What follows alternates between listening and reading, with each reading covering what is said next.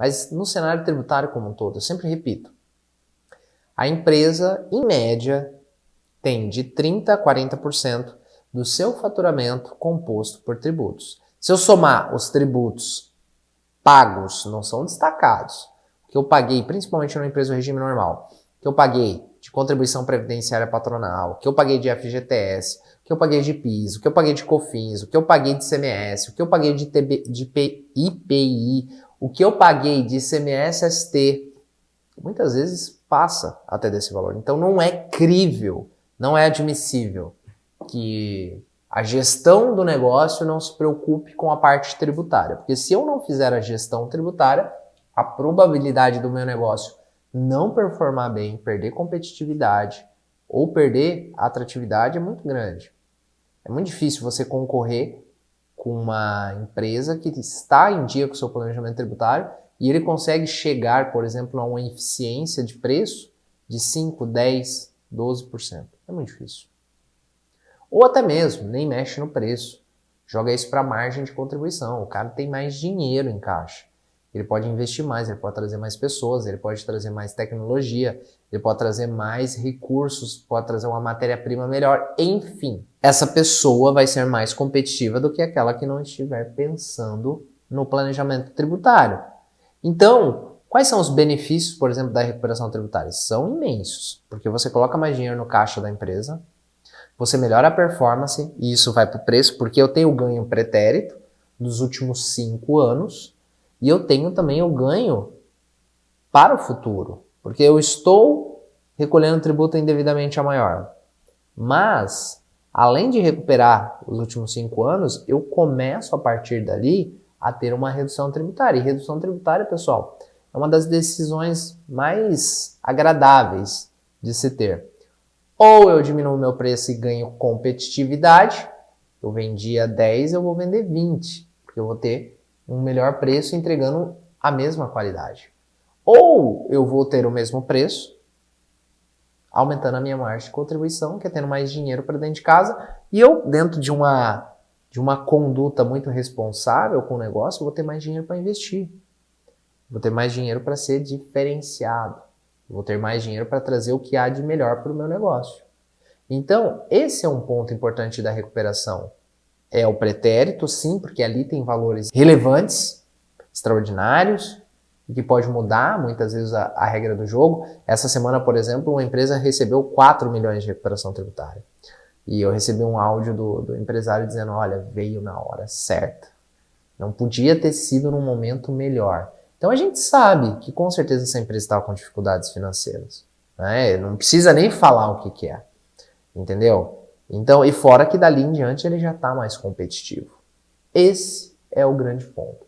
Essa que é a importância das empresas estarem atentas. E as empresas que se destacam, que crescem, além da organização, eu sempre falo, 2 coisas muito presentes. Empresa de sucesso. Além da organização, é o quê? É uma consciência muito grande do sócio, do fundador, no reinvestimento. Então, você vai ver empresas com política de reinvestimento muito bem formatada e pouco provável você vai ver uma política de esbanjar, de tirar todo o lucro do negócio e distribuir. Não que isso é problema, muito pelo contrário, mas nós sabemos que a empresa, durante um bom período, ela tem que ter uma cultura de reinvestimento muito grande. E depois de um tempo em que não é necessário tanto investimento, você começa a entregar mais resultado para o sócio. É padrão. As empresas de sucesso, as empresas sólidas têm isso muito claro. E o que eu sempre falei, duas características numa empresa de sucesso.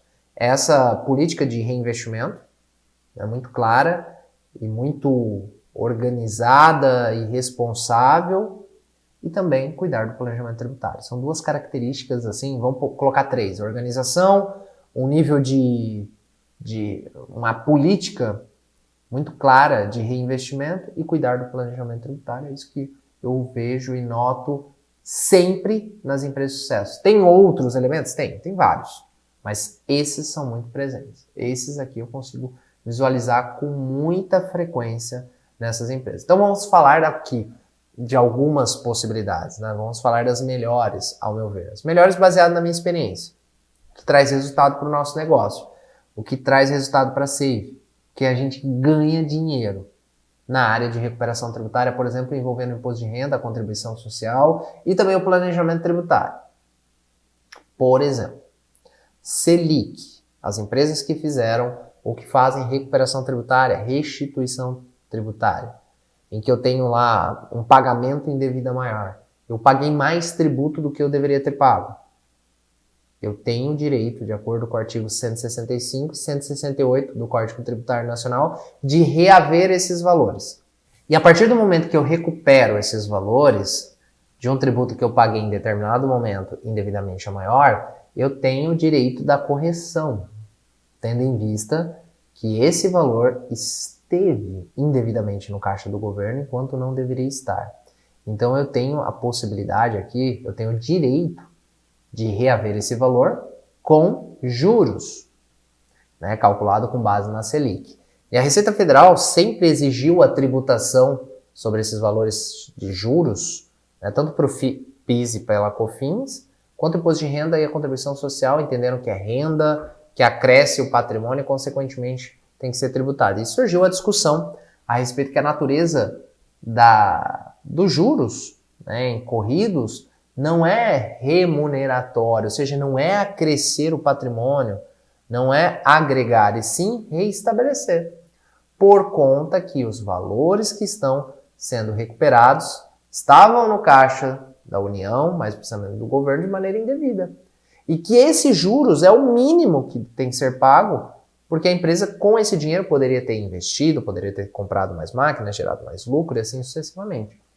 Consequentemente, a natureza não é de acrescer e sim reparar, e a natureza é de indenização. E indenização não é acrescer e, consequentemente, não é fato gerador, não é base de cálculo para fins do imposto de renda. Isso o STF decidiu de maneira definitiva, inclusive modulou os efeitos, né? Então, quem não ingressou com a ação pode aplicar de maneira administrativa a partir do mês 9 de 2021. Então é interessante porque, como a gente vive hoje um universo de informação e a questão da recuperação tributária cresce demais a cada dia, e eu falo isso até pelo próprio crescimento da Save, tá? A gente hoje contrata 1, 2, 3 pessoas por mês, falta profissionais, a gente está saindo de uma sede de 200 metros para ir para 400 e a gente já está com dúvida se 400 vai ser suficiente e assim sucessivamente. Então sempre está ocorrendo recuperações tributárias. E esse valor sempre foi tributado. Então aqui tem uma grande oportunidade de recuperação para quem pagou, porque o entendimento era esse, que deveria ter pago, e que não tem que pagar mais por conta de uma decisão que já aconteceu